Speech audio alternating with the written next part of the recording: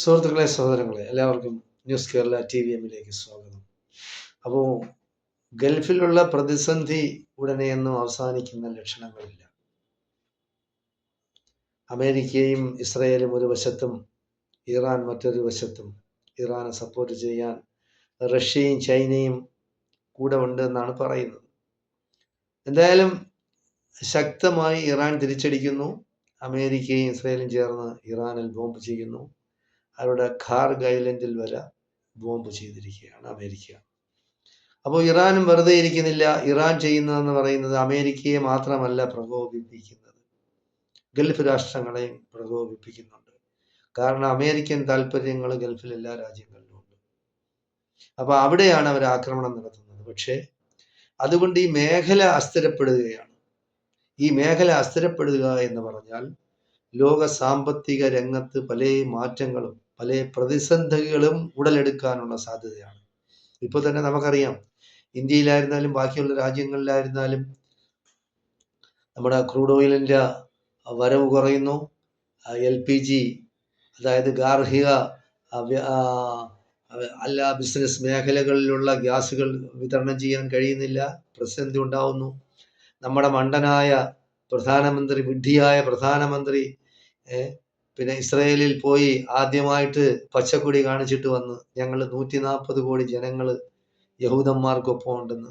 ആരുടെ ബലത്തിലാണ് ഇദ്ദേഹം യഹൂദന്മാർക്ക് ഉറപ്പ് കൊടുത്തതെന്ന് നമുക്കറിഞ്ഞൂടാ. അപ്പോൾ അമേരിക്കയിൽ പോയി 45 ലക്ഷം കോടി രൂപയുടെ പണയം, ഇന്ത്യയെ പണയം വെച്ചിട്ട് വന്ന് ഇസ്രയേലിൽ പോയി അവിടെ ചെന്ന് 140 കോടി ജനങ്ങളെയും കൂടെ പണയം വെച്ച്, എന്നിട്ട് അങ്ങനെ ഒരു യുദ്ധത്തിന് പച്ചക്കൊടിയും കാണിച്ചിട്ട് വന്ന ഈ വിഡ്ഢിയായ പ്രധാനമന്ത്രി നമുക്ക് ഉണ്ടാവുന്ന പ്രതിസന്ധികൾ എന്തൊക്കെയാണെന്ന് മുൻകൂട്ടി ആലോചിക്കാനോ പ്രവർത്തിക്കാനോ അത് ചിന്തിക്കാനോ ഉള്ള കഴിവില്ലാതായി പോയി. കാരണം അയാളിൽ റെയിൽവേ പ്ലാറ്റ്ഫോമുകളിൽ ചായ വെച്ച് നടന്ന ഒരു മനുഷ്യൻ ഇന്ത്യയുടെ പ്രധാനമന്ത്രിയായി എന്ന് പറഞ്ഞാൽ ലോകത്തിലെ ഏറ്റവും വലിയ ജനസംഖ്യ ഏറ്റവും കൂടുതലുള്ള രാജ്യമാണ്. കാരണം നമ്മളിപ്പോൾ 140 കോടി കഴിഞ്ഞിരിക്കുകയാണ്. ഈ ചൈനയിൽ എന്ന് പറഞ്ഞാൽ ചൈനയായിരുന്നു നേരത്തെ ഏറ്റവും കൂടുതൽ ജനങ്ങൾ ഉണ്ടായിരുന്ന രാജ്യം. ഇപ്പൊ ചൈനയെ മറികടന്ന് ഇന്ത്യയാണ് ഏറ്റവും കൂടുതൽ ജനങ്ങളുള്ള രാജ്യം എന്ന് പറയുന്നത്. ആ ജനങ്ങളെപ്പറ്റി ചിന്തിക്കാനോ ആ രാജ്യത്തെപ്പറ്റി ചിന്തിക്കാനോ അയാൾക്ക് യാതൊരു സമയമില്ല. അദാനി, അംബാനി ഉള്ള വ്യവസായികളും അവന്മാരുടെ കച്ചവടവും നടക്കണം, അവന്മാർക്ക് കോൺട്രാക്ട് ഒപ്പിച്ചു കൊടുക്കണം. യഹൂദന്മാർക്കും അമേരിക്കയ്ക്കും രാജ്യത്തെ പണയം വെക്കണം. അത് അവരുടെ ചരിത്രം അതാണല്ലോ.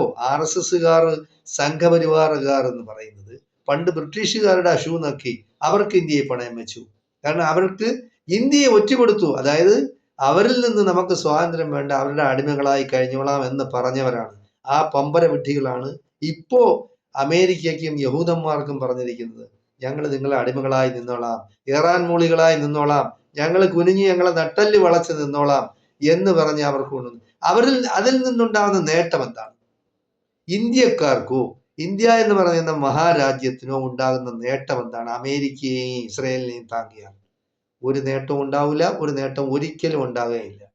അതാണ് നമ്മൾ മനസ്സിലാക്കാനുള്ളത്. ഇവർ പറയുന്ന ജാതീയത പറയുന്നുണ്ടല്ലോ, ഹിന്ദു ഹിന്ദു ഹിന്ദു എന്ന് പറഞ്ഞിട്ട്. ഹിന്ദുക്കൾക്ക് ഏതെങ്കിലും തരത്തിലുള്ള ഒരു ആരാധനാലയം ഇസ്രയേലിലുണ്ടോ? നിങ്ങൾ ആദ്യം അത് ചിന്തിക്കണം. ഇസ്രയേൽ എന്ന് പറയുന്ന രാജ്യത്ത് ഏകദേശം 2.5-3 ലക്ഷത്തോളം ഹിന്ദുക്കൾ ഉണ്ടെന്നാണ് കണക്ക്. അവരൊരു ആരാധനാലയം ഉണ്ടോ? ഇല്ല, അവരനുവദിക്കുകയില്ല. അതായത് ലോകത്ത് ഏറ്റവും കൂടുതൽ ഹിന്ദുക്കൾ വെറുക്കുന്ന ഒരു സമുദായം എന്ന് പറയുന്നത് യഹൂദന്മാരാണ്. നിങ്ങൾ കണ്ടില്ലേ തൊപ്പി വെച്ചിരിക്കുന്നവര്? അവര് പിന്നെ എന്താണ്, സുന്നത്ത് കർമ്മം, ചേലാകർമ്മം നിർവഹിക്കുന്നവരുമാണ്. അപ്പോ ചേലാകർമ്മം നിർവഹിക്കുന്നതിന് എതിരാണ് ഇവിടെ ഉള്ള സംഘികളും ക്രിസംഘികളും അല്ല. അപ്പൊ അത് നമ്മൾ മനസ്സിലാക്കണം. അത് മനസ്സിലാക്കിയാണ് മുന്നോട്ട് പോകാനുള്ളത്. അവരുടെ ചരിത്രം എന്ന് പറയുന്നത് ഇസ്ലാമിന്റെ ചരിത്രമാണ്. അവർ വഴിപിഴച്ചു പോയി എന്നുള്ള വേറൊരു കാര്യം. അവർക്ക് ദൈവകോപം ഉണ്ടായി, അവരുടെ സമുദായത്തിനായിരുന്നാലും അല്ലാതെ ആയിരുന്നാലും ശരി. അവരുടെ പ്രവാചകൻ എന്ന് പറയുന്ന മൂസ ആണ്. മൂസ എന്ന് പറയുന്നത് മുസ്ലിമാണ്. മൂസ എന്ന് പറയുന്ന ഇസ്ലാമാണ്. മുസ്ലാം എന്ന് പറയുന്നത് ദൈവത്തിന് അടിമപ്പെട്ട് ജീവിച്ച വ്യക്തിയാണ്. അദ്ദേഹത്തിന് ശേഷമാണ് ഇവർ യഹൂദ സമുദായം ഉണ്ടാക്കുന്നത്. സമുദായം എന്നും പറഞ്ഞ് ഉണ്ടാക്കുന്നത് മൂസാക്ക് ശേഷമാണ്. അപ്പൊ അങ്ങനെ ഒരു ചരിത്രമുണ്ട്. ആ ചരിത്രം ഒന്നും പഠിക്കാതെ സംഘികളും ക്രിസംഘികളും ലോകത്തിലെ ഏറ്റവും പുരാതനമായ മതം യഹൂദ മതമാണെന്ന് പറയുന്ന ഒരു വിഡ്ഢി, ഒരു പമ്പര വിഡ്ഢി, ഒരു ഡോക്ടർ, അവന്റെ പേരെന്താണ്, ആരിഫ, എന്താ അങ്ങനെ, അവനങ്ങനെ പറയുന്നുണ്ട്. അപ്പൊ അതിനെ കോപ്പി അടിച്ചാണ് ഇസ്ലാം വളർന്നതെന്നും ഇസ്ലാം സമുദായം ഉണ്ടായെന്നാണ് അവൻ പറയുന്നത്. അപ്പോ അവന് പറയാനായിട്ട് അവൻ ആദ്യമായിട്ട് എന്ന് പറയുന്നത് അവൻ ചരിത്രം പഠിച്ചിട്ടില്ലാത്തവനാണ്. അവൻ എന്ത് ഡോക്ടറാണെന്ന് എനിക്ക് അറിഞ്ഞൂടാ. അവൻ മൃഗ ഡോക്ടറാണ്, പല്ല് ഡോക്ടറാണ് എന്ന് എനിക്ക് അറിഞ്ഞൂടാ. എന്നാലും ശരി, അത് അന്വേഷിക്കേണ്ട കാര്യം നമുക്കില്ല. അവൻ പറയുന്ന വിഡ്ഢിത്തരവും ആ വിഡ്ഢിത്തരത്തിന് എടുത്തുയർത്തിക്കൊണ്ട് നടക്കുന്ന സംഘപരിവാറുകാരും അതിനെ ഫോളോ ചെയ്യുന്ന സംഘപരിവാറുകാരും ഇന്ത്യയിൽ ഏറ്റവും കൂടുതലുണ്ട്. പിന്നെ കുറെ ചാനലുകളുണ്ട്, ഇന്ത്യയിൽ കുറെ ചാനലുകളുണ്ട്.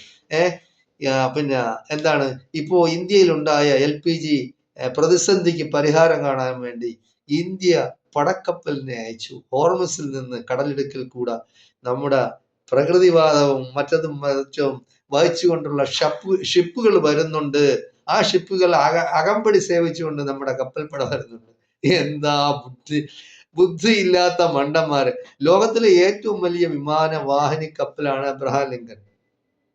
ആ കപ്പൽപ്പടയെ കണ്ട് പേടിക്കാത്ത ഈ ഇറാൻ നമ്മുടെ ഇന്ത്യയുടെ ഈ ഒരു യുദ്ധ കപ്പലിനെ കണ്ട് അവർ ഭയന്നു പോയി. അതുകൊണ്ട് അവർ മാറിക്കൊടുത്ത് അവര് പിന്നെ LPG ആയിട്ട് വരികയാണ്, ഇന്ധന ഷിപ്പുകളുമായിട്ട് വരികയാണ് എന്നുള്ളതാണ് ഈ ഇവിടെയുള്ള ഇന്ത്യയിലുള്ള കുറെ ചാനലുകൾ പറയുന്നത്. പക്ഷെ ബുദ്ധിയും വിവരവും ഇല്ലാതായി പോയാൽ, അതായത് അവന്മാർ അമേദ്യമാണല്ലോ ഭക്ഷിക്കുന്നത്. മനുഷ്യന് ബുദ്ധി വേണ്ടേ? ബുദ്ധി വേണമെങ്കിൽ നല്ല ആഹാരം കഴിക്കണം, നല്ല രീതിയിൽ ചിന്തിക്കണം. അതിനുള്ള ചിന്താശക്തിയൊക്കെ അവർ നഷ്ടപ്പെട്ട് മോഡി പറയുന്നതും മോഡിയുടെ സംഘടന, അതായത് സംഘപരിവാറുകാർ പറയുന്നത് മാത്രം അറിഞ്ഞ് ജീവിക്കുന്ന ഈ പമ്പര വിഡ്ഢികളായ ഇന്ത്യയിലെ കുറെ ചാനലുകളുണ്ട്. കേരളത്തിൽ പ്രത്യേകിച്ച് കുറെ സംഘി ചാനലുകളും കുറെ ക്രിസംഘി ചാനലുകളും. കാരണം അവരെ നിലനിർത്തുന്നതെന്ന് പറയുന്നത് മോഡിയുടെ ഗവൺമെന്റ് ആണ്. കാരണം അവർ ആവശ്യം പോലെ ലക്ഷക്കണക്കിന് രൂപകൾ അവർക്ക് കൊടുക്കുന്നുണ്ട്, കോടികൾ അവർക്ക് കൊടുക്കുന്നുണ്ട് ചാനലുകൾക്ക്. കാരണം അത് അവരെ അഭിവൃദ്ധിപ്പെടുത്താൻ, അവരുടെ സംഘപരിവാറുകാരെ താങ്ങാനായിട്ട് 24 മണിക്കൂർ മോഡിജി വിശ്വഗുരുവാണ്, മോഡിജി ലോക നേതാവാണ്. മോഡിജി എവിടത്തെ ലോക നേതാവാണ്? അയാൾ ഒരു നേതാവായിരുന്നുവെങ്കിൽ ഈ യുദ്ധം നമുക്ക് ഒഴിവാക്കാൻ കഴിയുമായിരുന്നു. ഇപ്പോ അമേരിക്ക ട്രംപുമായിട്ടും ഈ നെതന്യാഹുമായിട്ട് വലിയ ദോസ്തല്ലേ. പിന്നെ മോഡിയുടെ അച്ഛന്റെ സ്ഥലമാണ് ഇസ്രയേൽ എന്ന് പറയുന്നത് എന്നാണ് അവർ പറയുന്നത്. കാര്യം ഫാദർലാൻഡ് ആണത്. മദർലാൻഡ് എന്ന് പറഞ്ഞാൽ ഇന്ത്യയാണ്. അതായത് അമ്മ ഇന്ത്യക്കാരെയും അച്ഛൻ യഹൂദനുമാണെന്നാണ് മോഡി പറയുന്നത്. എന്തായാലും ഞങ്ങളുടെ അതല്ല, ഞങ്ങളുടേത് അച്ഛൻ എന്ന് പറയുന്നത് ഇന്ത്യക്കാരാണ്. അപ്പൊ ഞങ്ങളുടെ അച്ഛൻ ഇന്ത്യക്കാരനാണ്. യഹൂദി വേണമെങ്കിൽ സ്ത്രീ, അവർ വേണമെങ്കിൽ അമ്മ ആയിക്കോട്ടെ, കുഴപ്പമില്ല. പക്ഷെ തന്ത എന്ന് പറയുന്നത് ഇന്ത്യ തന്നെയാണ്. അല്ലാതെ തള്ള ഇന്ത്യയും തന്ത യഹൂദനും അല്ല. അത് മനസ്സിലാക്കണം മോഡിക്ക്. അതായത് ഞാൻ പറഞ്ഞില്ലേ, ഈ അമേദ്യം എന്ന് തിന്നു തുടങ്ങിയോ അവരുടെ ചിന്താശക്തി നഷ്ടപ്പെട്ടു. അപ്പൊ തന്തയെ ആരെങ്കിലും തന്തയാക്കി വെക്കുകയാണ്. കാരണം ഇവര് പണ്ടും അങ്ങനെയാണല്ല, അമ്മ പറയുന്നത് അവനാണ്, പറയുന്നതാണ് നമ്മൾ അമ്മ, ഇന്ത്യ അമ്മയാണ്, യഹൂദനാണ് അച്ഛൻ. അപ്പൊ അങ്ങനെ പറയാം. തന്തയ്ക്കാണ് വില കൊടുക്കേണ്ടത്, അമ്മയ്ക്ക് വില കൊടുക്കുന്നത് അത് വേറെ പ്രശ്നമാണ്. അത് വേറെ, നമ്മളെ പ്രസവിച്ച് ഊട്ടി വളർത്തുന്നതാണ് അമ്മ എന്ന് പറയുന്നത്. അല്ലാതെ ഈ കാണുന്ന നദിയെയും ഈ കാണുന്ന ഭൂമിയെയും ഈ കാണുന്ന പശുക്കളെയും എല്ലാം അമ്മയാക്കി വെക്കുന്ന ഈ സംഘി കൂട്ടങ്ങൾക്ക് അമ്മയുടെ വില എന്താണെന്ന് അറിയാമോ? ഇവരെല്ലാം ബുദ്ധിയും വിവരമില്ലാതായിപ്പോലെ. സ്വന്തം അമ്മയെന്ന് പറയുന്നത് നമ്മളെ വയറ്റിലിട്ട് നോക്കി 9 മാസവും ചില്ലറ ദിവസങ്ങളും നമ്മളെ കൊണ്ട് നടന്ന് പ്രസവിച്ച് ബുദ്ധിമുട്ടി ഏതെല്ലാം തരത്തിൽ മരണത്തിന് തുല്യമാണ് പ്രസവം എന്ന് പറയുന്നത്. അതൊക്കെ യവനെല്ലാം അറിയാമോ? സ്വന്തം അമ്മയെ നോക്കിയിട്ടില്ലാത്ത മനുഷ്യനാണ് ഈ മോഡി എന്ന് പറയുന്നത്. സ്വന്തം ഭാര്യയെ വിവാഹം കഴിച്ചിട്ട് അവരുമായിട്ട് ബന്ധപ്പെടാത്ത ഒരു വ്യക്തിയാണ് മോഡി എന്ന് പറയുന്നത്. അങ്ങനെയുള്ള ഒരു മനുഷ്യന് അമ്മയും സഹോദരിയും മകളും ഒക്കെ എന്താണെന്ന് അറിഞ്ഞൂടാ. കാരണം നമ്മൾ കണ്ടതാണ്, ഈ ലോക നേതാവ് വിശ്വഗുരു അവിടെ ഈ യഹൂദന്റെ ഐലൻഡിൽ പോയിട്ട് പ്രായപൂർത്തിയാകാത്ത പെൺകുട്ടികളുമായിട്ട് വിളയാടിയ ചരിത്രമാണ് മോഡിക്കുള്ളത്. അത് നമ്മൾ മനസ്സിലാക്കണം. ഇയാൾ ഇതിനു മുമ്പും ഈ ഗുജറാത്ത് മുഖ്യമന്ത്രി ആയിരുന്ന സമയത്തും പല പെണ്ണുങ്ങളെ ഉപദ്രവിച്ചിട്ടുണ്ടെന്നും ഈ മോഡിയെ ഭയന്ന് അവർ രാജ്യം വിട്ടു പോയിട്ടുണ്ടോ എന്നൊക്കെ പറയുന്നത് ഞങ്ങളല്ല. അതായത് ഈ കോൺഗ്രസ്സുകാരോ മുസ്ലിം ലീഗുകാരോ CPM-ഓ CPI ഒന്നും അല്ല പറയുന്നത്. ഈ പറയുന്നത് അവരുടെ പാർട്ടിക്കാർ BJP-ക്കാർ തന്നെയാണ് പറയുന്നത്. സുബ്രഹ്മണ്യൻ സ്വാമിയും അതുപോലുള്ള വലിയ നേതാക്കന്മാരുമാണ് പറയുന്നത് മോഡി ഒരു സ്ത്രീ ലംബടനാണ്. അയാളെ പേടിച്ച് അയാളെ ഭയന്ന് ഒരുപാട് സ്ത്രീകൾ നാട് വിട്ടു പോയിട്ടുണ്ട്. അപ്പോ അങ്ങനെയുള്ള ഒരു തെമ്മാടി കൂട്ടത്തിലുള്ള ഒരു നരേന്ദ്രമോദിയെ ഇത്രയും പൊക്കി പറയാണ്. ഇറാൻ ഭയന്നു പോയത് കൊണ്ട് ഹോർമുസ് തുറന്നു കൊടുത്തു. അങ്ങനെയൊന്നുമല്ല. ഇറാന്റെ അടുത്ത് സംസാരിച്ചു. ഇറാൻ എന്ന് പറയുന്ന മോഡിയെ കണ്ടിട്ടല്ലല്ലോ ഇറാനും ഇന്ത്യയുമായിട്ടുള്ള സൗഹൃദം എന്ന് പറയുന്നത്. ഇന്ത്യ എന്ന് പറയുന്ന മഹാരാജ്യം, ജനാധിപത്യ മതേതരത്വ രാജ്യവുമായിട്ട് ഇറാന് പണ്ടേ ബന്ധമുണ്ട്. അപ്പൊ ഈ മോഡിയെ കണ്ടിട്ടല്ല ബന്ധം ഉണ്ടാക്കിയത്. അപ്പൊ അതിന്റെ പേരിൽ തന്നെയാണ് ഇറാൻ ഏത് സമയത്തായിരുന്നാലും ശരി ഇന്ത്യയെ സഹായിച്ചിട്ടേ ഉള്ളൂ. ഇന്ത്യയെ ഉപദ്രവിച്ചിട്ടില്ല, ഇന്ത്യക്കെതിരെ സംസാരിച്ചിട്ടുമില്ല.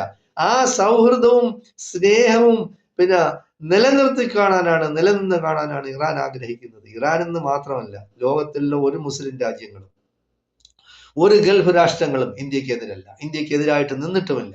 പാകിസ്ഥാൻ പലപ്പോഴും നമുക്ക് എതിരാവുന്നെന്ന് പറയുന്നത് നമ്മുടെ ശത്രുപക്ഷത്ത് നമ്മൾ നിർത്തുന്നതാണ്. കാരണം എന്തിനാണ് നിർത്തുന്നത് പാകിസ്ഥാൻ ശത്രുപക്ഷത്ത്? ഇപ്പൊ ഈ സംഘപരിവാറാണ് കൂടുതലായിട്ട് ശത്രുപക്ഷത്ത്. കാരണം അവർക്ക് ഇന്ത്യയിലുള്ള ഹിന്ദു വോട്ട് ഏകീകരിക്കാൻ വേണ്ടിയാണ് മുസ്ലിം രാജ്യമായ പാകിസ്ഥാനെ ശത്രുപക്ഷത്ത് നിൽക്കുന്നത്. അല്ലെങ്കിൽ പാകിസ്ഥാൻ എന്ന് പറയുന്ന ഒരു ചെറിയ രാജ്യമാണ്. പാകിസ്ഥാൻ നമുക്കൊരു ശത്രുവിന്റെ രീതിയിൽ നമുക്ക് കാണേണ്ട കാര്യമില്ല. കാരണം ശത്രു എന്ന് പറയുന്നത് തുല്യ ശക്തികളായിരിക്കണം.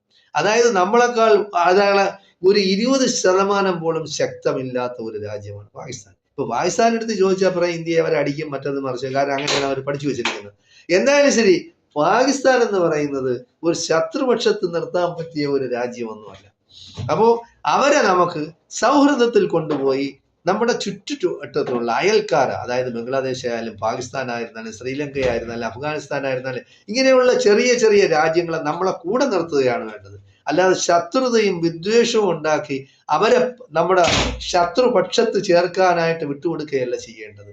അപ്പോ അതൊക്കെ എന്ന് പറയുന്നത് ബുദ്ധിയും വിവരവുമുള്ള നേതാക്കന്മാർ ചെയ്താലേ അതൊക്കെ നമുക്ക് മനസ്സിലാക്കാൻ കഴിയുള്ളൂ. അങ്ങനെയുള്ള ഒരു നേതൃനിര ഇന്ത്യയിൽ ഉണ്ടായിരുന്നു. അപ്പൊ ഈ സംഘപരിവാർ, ഈ ചാണകം തിന്നികൾ വന്നതോടുകൂടി അങ്ങനെയുള്ള ആൾക്കാർ നമുക്ക് ഇല്ലാതായി. എന്തായാലും ശരി, നമുക്ക് വേണ്ടതെന്ന് പറയുന്നത്, ഇന്ത്യക്ക് വേണ്ടതെന്ന് പറയുന്നത് ഒരു ഭരണമാറ്റമാണ്. ഈ സംഘികളെ മൂലക്കിരുത്തണം. ഇവരെയൊക്കെ എന്ന് പറയുന്നത് ഡെസർട്ടഡ് ആയിട്ടുള്ള ഏതെങ്കിലും ഐലൻഡുകളിൽ കൊണ്ടുപോയി ഇവനെയൊക്കെ വിലങ്ങ് വെച്ച് അവിടെ കിടത്തണം. കാരണം ഇവർ രാജ്യദ്രോഹികളാണ്, ദേശദ്രോഹികളാണ്, രാജ്യം പുരോഗമിക്കുന്നതിനെതിരാണ്, ജനങ്ങൾ സന്തോഷമായിട്ട് സൗഹൃദത്തിൽ കഴിയുന്നതിന്, അഭിവൃദ്ധിയിൽ കഴിയുന്നതിന് ഇവരെതിരാണ്. ഇവർ ഈ ലോകത്ത് അശാന്തി ഉണ്ടാക്കാൻ വേണ്ടി, ലോകത്ത് ഇല്ലാത്ത സമാധാനക്കേട് ഉണ്ടാക്കാൻ വേണ്ടി പരിശ്രമിക്കുന്നവരാണ്. അതായത് അമേരിക്കയെയും ഇസ്രയേലിനെയും സപ്പോർട്ട് ചെയ്യുന്നു, അല്ലെങ്കിൽ അവരെ അനുകൂലിക്കുന്നു എന്ന് പറഞ്ഞാൽ അതിന്റെ അർത്ഥം എന്ന് പറയുന്നത് ലോകത്ത് സമാധാനക്കേട് ഉണ്ടാക്കാൻ വേണ്ടി പരിശ്രമിക്കുന്നു എന്നാണ്. അപ്പൊ അങ്ങനെയുള്ള മോഡിയെ പോലുള്ള, ഈ മോഡി ആയിരുന്നാലും ശരി, സംഘപരിവാർ ശക്തികളായിരുന്നാലും ശരി, ഈ അമേരിക്കയെയും ഇസ്രയേലിനെയും താങ്ങുന്ന രാഷ്ട്രങ്ങൾ ഏതൊക്കെയാണോ നിങ്ങൾ എടുത്തു നോക്കി, ജനങ്ങൾ ആരും അവരെ സപ്പോർട്ട് ചെയ്യില്ല. ലോകത്തുള്ള സാധാരണ ജനങ്ങൾ എന്ന് പറയുന്നത് സമാധാനത്തിനും സന്തോഷത്തിനും ജീവിക്കേണ്ടവരാണ്, അങ്ങനെ ജീവിക്കണമെന്ന് ആഗ്രഹിക്കുന്നവരാണ്. ബാക്കിയുള്ളവരെന്ന് പറയുന്ന സാഡിസ്റ്റുകളാണ്. ഇവരെന്ന് പറയുന്ന ഒരു സൈസ് ഹിപ്പോക്രാറ്റുകളാണ്. ഇവരെന്ന് പറയുന്ന സാഡിസ്റ്റുകൾ എന്ന് പറയുന്നത് മനുഷ്യൻ സന്തോഷമായിട്ടും സമാധാനത്തിലും സൗഹൃദത്തിലും കഴിയുന്നവർക്ക് ഇഷ്ടമല്ല. അവന്റെ ദുഃഖം കണ്ട് ആനന്ദിക്കുന്നവരാണ് ഈ സാഡിസ്റ്റുകൾ എന്ന് പറയുന്നത്. മറ്റുള്ളവരുടെ വിഷമം കാണുമ്പോൾ അവനുള്ളിൽ സന്തോഷം. അപ്പൊ ഒരു സൈസ് മാനസിക രോഗമാണ്. ഇവനെയൊക്കെ എന്ന് പറയുന്നത് ട്രംപിനെയും നെതന്യാഹുവിനെയും ഈ മോഡിയെയും ഒക്കെ നല്ല 1ാം ക്ലാസ് സൈക്കിയാട്രിസ്റ്റിനെ കൊണ്ടുപോയി കാണിക്കണം. ഇവരെയൊക്കെ എന്ന് പറയുന്നത് ഇവർക്ക് പേയളവ് നിൽക്കുകയാണ്, അല്ലെങ്കിൽ ഭ്രാന്തളവ് നിൽക്കുകയാണ്. ഇവരെയൊക്കെ പിന്നെ വാസസ്ഥലം എന്ന് പറയുന്നത് എന്താണ്? ഭ്രാന്താലയങ്ങളിലാണ് ഇവരെ ചികിത്സിക്കേണ്ടത്. അങ്ങനെ ചികിത്സ കൊടുത്ത് ഒരുപക്ഷെ ഇവരെ നമുക്ക് മാനസികമായി മാറ്റാൻ കഴിയും. അല്ലാതെ ജനങ്ങൾ അല്ലെങ്കിൽ അടിച്ചു കൊല്ലേണ്ടി വരും ഇറങ്ങി. പല നേതാക്കന്മാരെയും ഈ ശ്രീലങ്കയിലെ കഴിഞ്ഞ ഭരണകൂടത്തിലെ പ്രധാനമന്ത്രിയൊക്കെ ഓടി രക്ഷപ്പെട്ടു ശ്രീലങ്കയിൽ നിന്ന്. ബംഗ്ലാദേശിൽ നിന്ന് ഹസീന ഓടി രക്ഷപ്പെട്ട് ഇന്ത്യയിലെത്തി. അങ്ങനെ അല്ലെങ്കിൽ ഓടിച്ചു വിട്ടാൽ പോലും ഇവർ ജനങ്ങൾക്ക് ആപത്താണ്. അപ്പൊ അങ്ങനെയുള്ള ഇവരെയെല്ലാം പൂട്ടി നമ്മൾ ഭ്രാന്താശുപത്രിയിലാക്കി സൈക്കിയാട്രിസ്റ്റിനെ കൊണ്ട് നല്ല ചികിത്സ കൊടുക്കണമെന്നാണ് എനിക്ക് പറയാനുള്ളത്. എനിക്ക് മാത്രമല്ല, സാധാരണ മനുഷ്യനായിട്ടുള്ള എല്ലാവർക്കും പറയാനുള്ളത്. അതായത് മനുഷ്യർ സൗഹൃദത്തിലും സന്തോഷത്തിലും അഭിവൃദ്ധിയിലും കഴിയട്ടെ. സഹകരിച്ചു കഴിയട്ടെ. ആർക്കെന്താണ് നഷ്ടം? സമുദായത്തിന്റെ പേര് പറഞ്ഞ്, ജാതിയും മതവും പറഞ്ഞ് എന്തിനാണ് നമ്മൾ ഭിന്നത ഉണ്ടാക്കുന്നത്? മനസ്സിൽ വെറുപ്പും കൊണ്ട് നടക്കുന്നത് എന്തിനാണ്? എന്തായാലും ശരി, ഈ പരിശുദ്ധമായ റമദാൻ മാസത്തിൽ യുദ്ധം തുടങ്ങി വെച്ച മോഡിക്കായിരുന്നാലും, ഈ ട്രംപിനായിരുന്നാലും, ഈ നെതന്യാഹുവിനായിരുന്നാലും ദൈവത്തിന്റെ കോപം ഉണ്ടാവും. ആ കോപം ഇവരുടെ മേൽ ഉണ്ടാകട്ടെ എന്ന് പ്രാർത്ഥിച്ചുകൊണ്ട് ഞാൻ തൽക്കാലം നിർത്തുകയാണ്. ജയ് ഹിന്ദ്, ജയ് ഭാരത്. അസ്സലാമു അലൈക്കും വറഹ്മത്തുള്ളാഹി.